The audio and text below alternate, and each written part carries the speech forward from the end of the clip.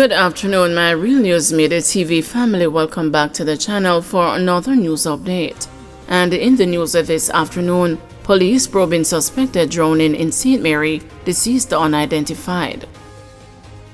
The St. Mary police are investigating the suspected drowning of a man near Prospect in the parish on Saturday. The deceased has not been identified. A worker from a nearby villa spotted a body floating near the shore at about 7:35 a.m. and made an alarm. When the police arrived, they found the body of a male floating in the water. It was clad in a yellow shirt, black shorts, orange goggles, and a green and black diving fin. The police also found a spear gun affixed to a length of line, which was attached to the body of the deceased. The man was pronounced dead by a doctor, and a team from the Police Area 2 Technical Services Division processed the scene. Porters of the St. Michael's Funeral Home later moved the body. A post-mortem is pending. Clarendon delivery man charged for shooting policeman.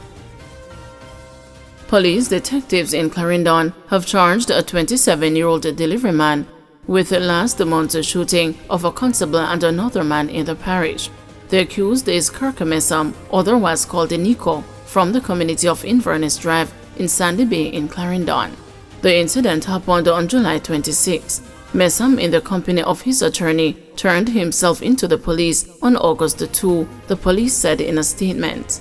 He was later charged with 2 counts of wounding with intent, unauthorized possession of ammunition, possession of a prohibited weapon, and using a prohibited weapon to commit a felony.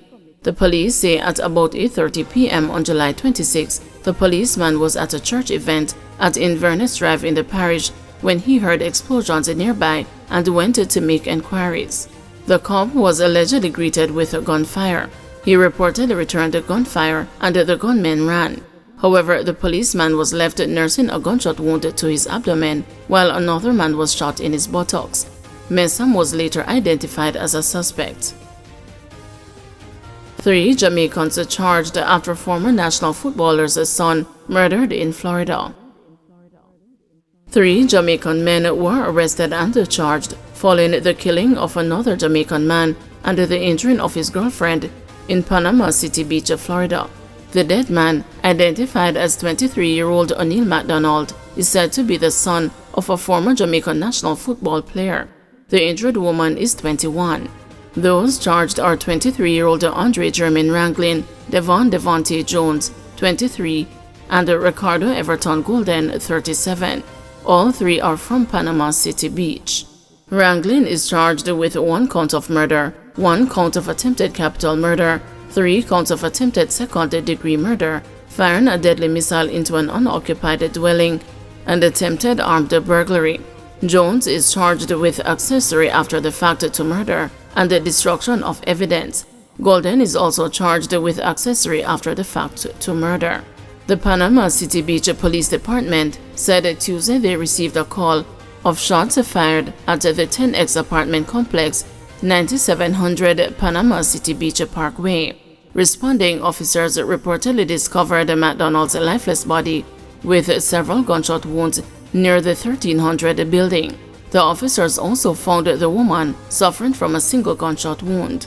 First, the responders administered first aid and transported the female victim to the hospital, where she underwent surgery and is expected to make a full recovery. According to investigators, there was an ongoing dispute between MacDonald and Ranglin. The investigators alleged that the evidence shows that Ranglin, seen wearing a dark-colored hoodie, approached MacDonald's apartment complex from a nearby location. Several shots were reportedly fired at MacDonald, who was outside the complex. He ran, but the gunman reportedly chased him through the parking lot and continued firing, ultimately killing him. Investigators say more than 10 rounds were fired at MacDonald. After the killing, the gunman reportedly turned his attention to the female, who was originally standing beside the now deceased. Police reports said the gunman reloaded his weapon and fired several rounds at her as she attempted to seek shelter in her apartment. As she tried to close her apartment door, the gunman allegedly attempted to push the door open but was unsuccessful. He reportedly fired a single shot through the door, striking the female in the chest. Investigators alleged that after the shooting, Ranglin fled the scheme on foot and contacted Jones. Golden reportedly later picked the men up and carried them to a motel in Bonifay, Florida. From there, they traveled to Dothan, Alabama. The U.S. Marshals Regional Fugitive Task Force located Ranglin and Jones hiding at a local Dothan, Alabama motel. They are currently being held in Houston County, Alabama, awaiting extradition. Golden is being held at the B County Jail.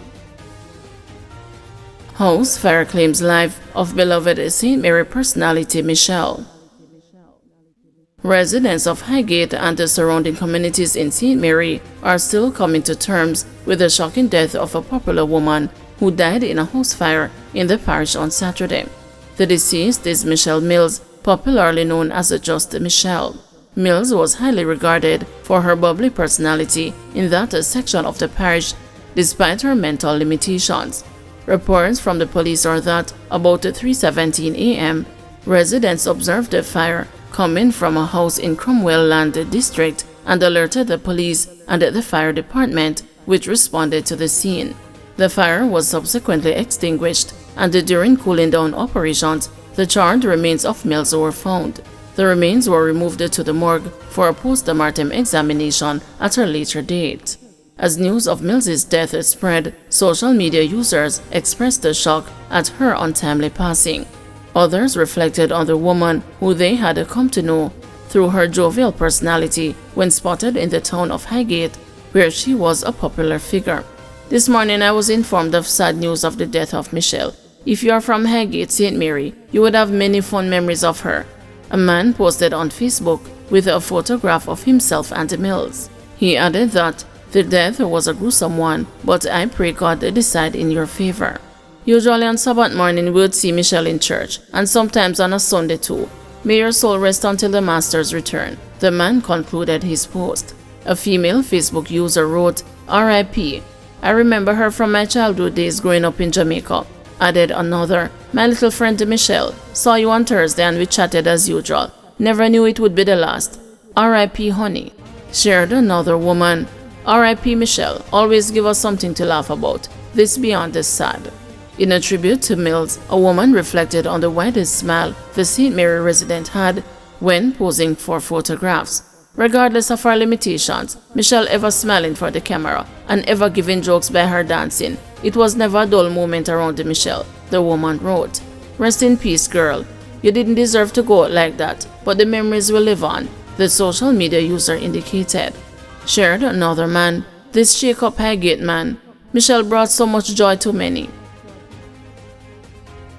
Guys, thank you for watching. See you this evening at 6 p.m. for another news update.